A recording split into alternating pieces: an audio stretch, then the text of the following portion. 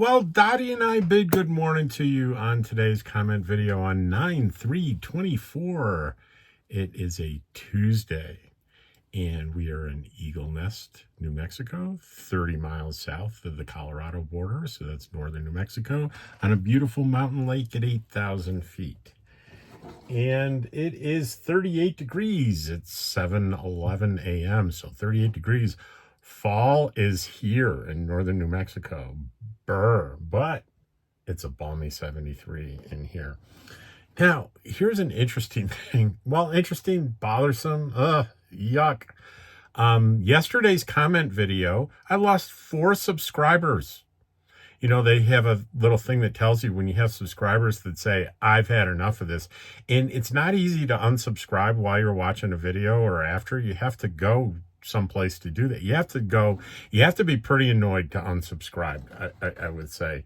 The other thing that happens is, channels go away. So it automatically unsubscribes, but that wouldn't be part of a video. So that's probably the max number of people in any video I've ever lost. So I'm like, oh my gosh, what did I say? And I watched it twice all the way through and I didn't see anything. So if any of you think there was something I said or did that was offensive or something, let me know. And if I missed it and it really is, I'll just take it down. But I couldn't find a thing, so I'm a little baffled. Anyway, let's go with the comments, and I'll try not to offend anybody. So I'm going to go back to the last comment from yesterday from John Adams. Says, crows have yellow beaks, ravens have black beaks. And there was quite a response to that. A lot of people didn't agree with it. But here, I'm bringing this up because of what a class act John is, and I'll tell you why in a minute, and what a class act my subscribers are. So the first is from M. Campbell, and M. Campbell says, respectfully, perhaps you're thinking about a different species of crow found in another country. Crows and ravens in North America both have black beaks. Rarely, a baby crow may have a lighter beak, but even then it isn't yellow, but adults all have black beaks. Ravens are much larger than crows, have a larger, heavier beak, and different shaped tail as well. That was a kind, respectful disagreement with what he was saying. And I jumped on there and said, according to the Audubon Society, American crows have strong black beaks. And this isn't here, but I remember the comment from John that came later because a couple of other people separately from this thread mentioned that. And John says, I was thinking of cartoon crows. That was not only funny, but what a classy response. And I think it helped him to have such a wonderful response to being called out as being technically wrong about something, because my subscribers are kind people. This is all I ask in the comments is be kind. Disagree. You can disagree, but be kind about it. Campbell, on the news item, happy birthday, Keanu Reeves. I did him because he's such a kind man. He just is. There's no doubt about it. And she says, Keanu is a generally nice and humble person. He's had more than his fair share of heartbreaking loss, and he realized what is truly important. Happy birthday, Keanu. Rod, hot in the desert, do you have what it takes to love quartzite? And this was the long form video yesterday. And of course, I told you whisper quartzite, and boom, I had like 1,100 views in less than 24 hours. I enjoyed your honest commentary on what to expect. So many vids online telling you how horrible quartzite is. All I'm saying here, if do you have what it takes, is tongue in cheek, right? What I'm saying is, do you have tastes that are compatible with what quartzite offers? And so if you like these things, you're going to love quartzite. And the implication is, if you don't like these things, you probably won't enjoy quartzite quite so much. And the tongue-in-cheek is, it's not like a cool thing to have what it takes and an uncool thing to not. It is simply, some people just don't like the things that you would need to like there. Like, it's really cold at night, it's really windy, there are tons of crowds of people, and it's totally okay not to like any of that stuff. So it was tongue-in-cheek, and I hope people took it that way. On Comments with Coffee, Dom the First said, I am all for hour-long vids. If you have time, fine. If not, I watch the rest later when my peeps fail me and nothing else to watch. We have a doctor appointment, or we have a doctor appointment in which we have to go. CD Casita Adventures, you know who that is? That's Charlie and Diane. Great videos. Always hope to see you in Quartzsite this January.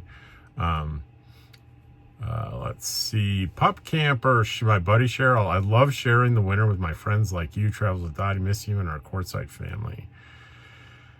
Let's see. This is a long one. Okay. So, Randy says, as a Southwest Floridian, I can't wait to be out in the desert. I fell in love with Arizona when we went on a family trip when I was 4. The sunrise and sunset. So that was just, what, about 20 years ago, Randy? The sunrise and sunsets are the most beautiful. Having the open landscapes is uncomfortable to some, but I love it. And well, this is a somewhat personal exchange between she and I, but public out there. I said, Southwest, my parents were in Naples for the last 20 years or so. And she says, we used to live in Naples 28 years ago, then bought an acre over in Bonita Springs, zoned agriculture. Both are extremely crowded. That's why I want a winter in Quartzsite that's not crowded to me. And then I answered with that. That's when my family lived in Arbor Trace. True, 28 years ago, my parents were in Arbor Trace, which is a big retirement community, well known in Naples. And I was down there a lot. Very close to our home, probably ran into them at local Publix. And I said, I was in that Publix many times back then. And she goes, I knew you looked familiar. I said, you too. We're kidding, of course. On the comments video from yesterday, Renee, I think Roscoe, but it's R-O-6-O-E, but I'm going to guess Roscoe. Okay. Interesting. Wow, those crows and ravens are smart. I'm going to start feeding them. You have the sweetest spirit. Thank you.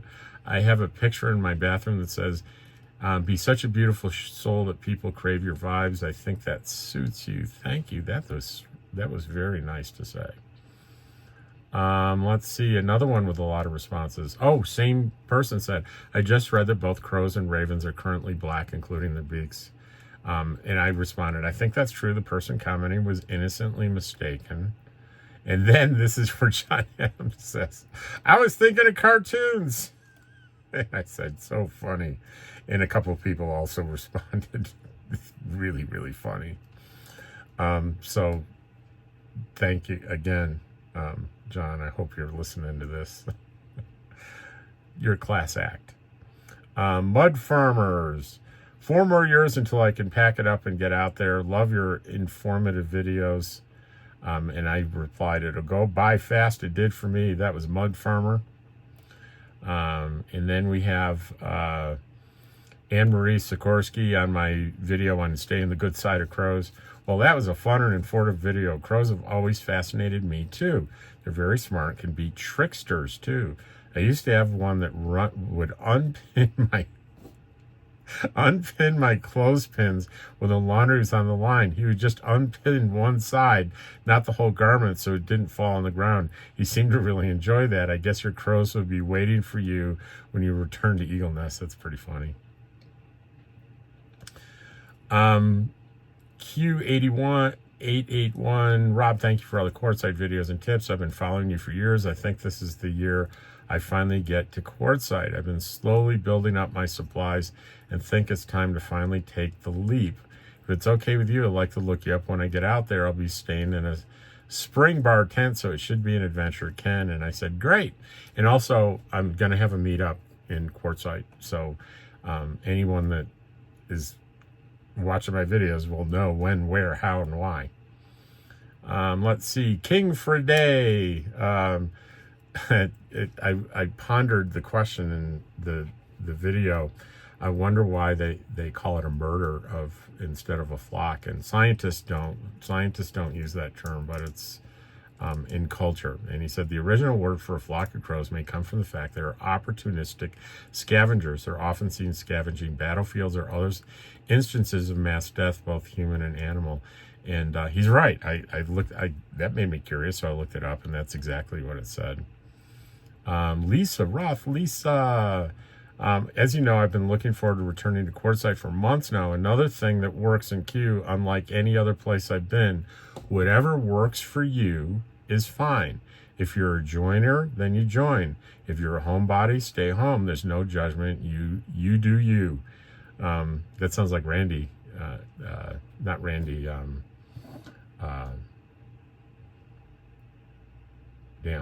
The guy I stole and you guys will correct me, the guy I stole this idea of the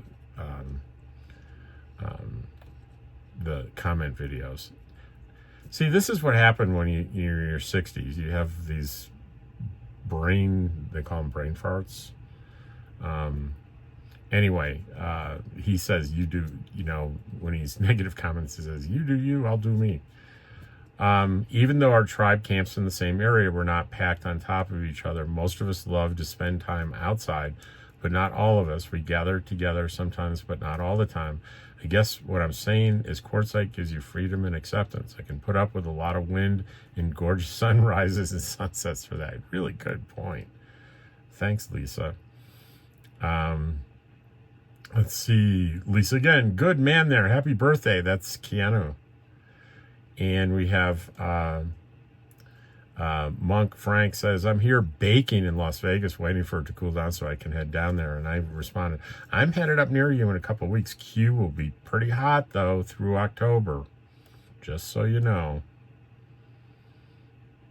If you're looking for relief from that heat, you won't get it in Quartzsite until real fall is here or there. Renee, I agree with the downs of Quartzsite and the ups of it. It gets in your blood, but I love the mountains and the shores. I love them all. It's until next time. And we have PJ Rago 9059. I like how Dottie can sit in the front seat and see outside. What's she sitting on? I'd like something like that for my dog. Well, a plywood board across the seat and then a dog bed on top of that. That's all it is. Very simple.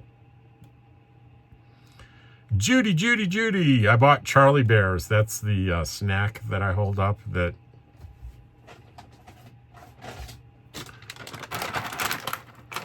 These are Charlie Bear snacks. And Dottie, are you not hungry? Yeah, she's...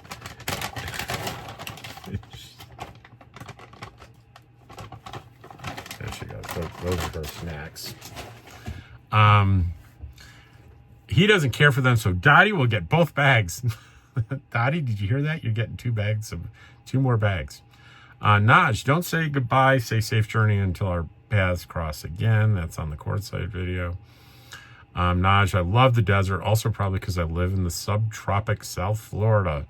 I call it green grows syndrome. The grass is always greener in the neighbor's yard. You want what you don't have. I have green, I want orange. Okay. Then you need to maybe live in an orange grove in Florida. How's that? You think? Let's see. Ken Gray, my OCD was so happy with your reparking. That was in my Quartzsite video. I was talking and I parked and I got out and decided the parking job wasn't very good, so I redid it. King for a Day, my dad bought a new 1967 Holiday Rambler 21 foot that him and my mom had tricked out over the years. He offered to give it to me. By the way, this is on the Casita tour. He offered to give it to me at the time I just graduated from college. It was the beginning of my career, and I absolutely had no interest in it. I bet he wishes differently now. Me and my two Vs. Happy Labor Day, Rob and Dottie. I'm moving to Rio Rancho, New Mexico in the future, getting my RV as well. I'll be planning my Decembers and Januaries in Quartzsite. The desert is amazing indeed. It is. And then Tommy says to my thoughts about the Nomad community. He says, word. I think that's a good thing. Let's say ME just called me Emmy. This is completely off topic, but I'm considering changing my domicile to Nevada. Is that where you have yours? If so, do you have your address through the park where you are owner occupant? I would rather not buy a house. And I said, yeah, Preferred RV Resort is my legal address.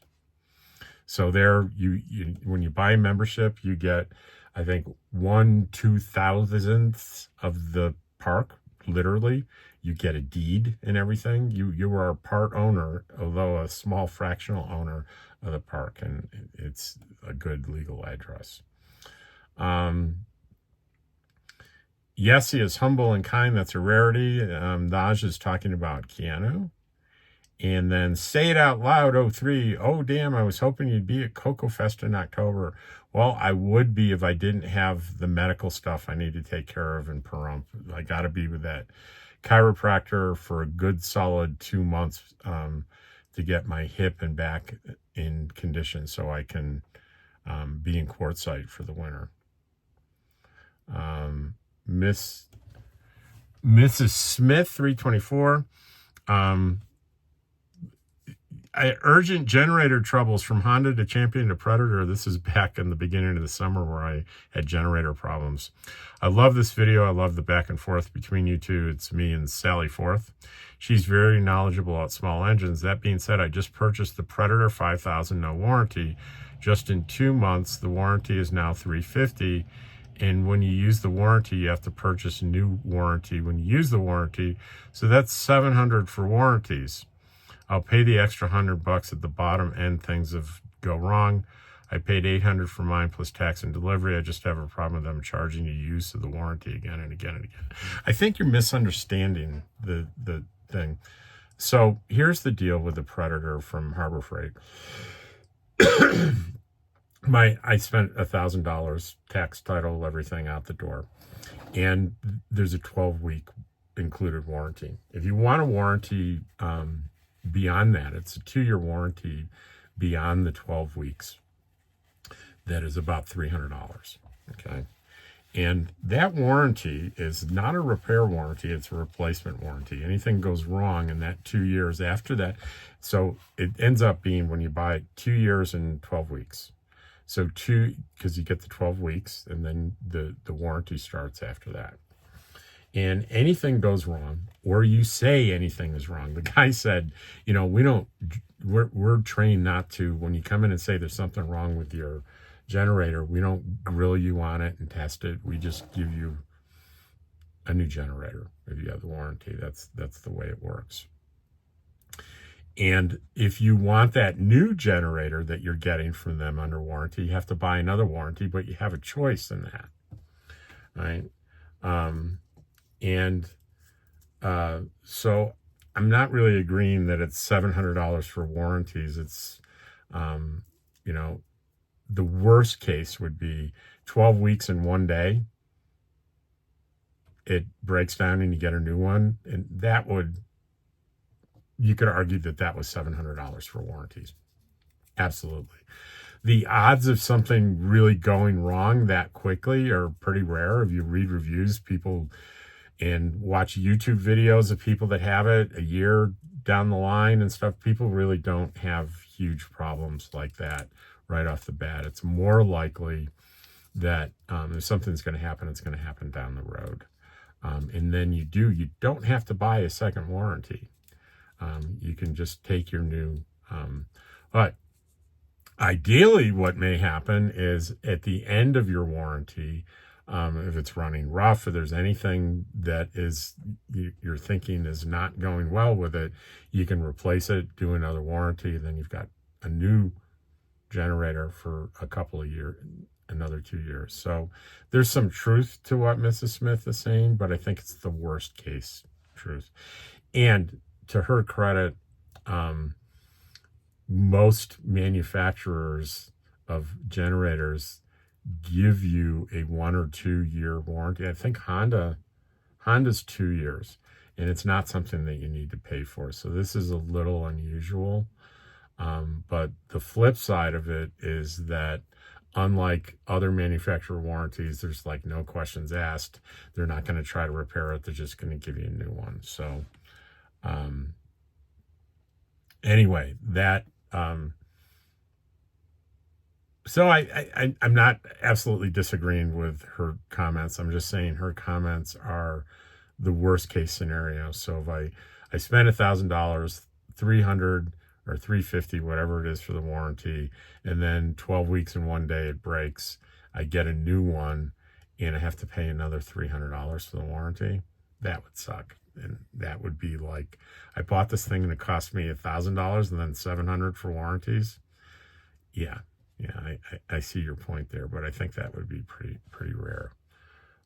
Anyway, thanks for listening. Thanks for being here. There's Dottie, and we'll get her up and out and get her some breakfast and go for a walk and enjoy the wonderful day here in Eagle Nest. Take care.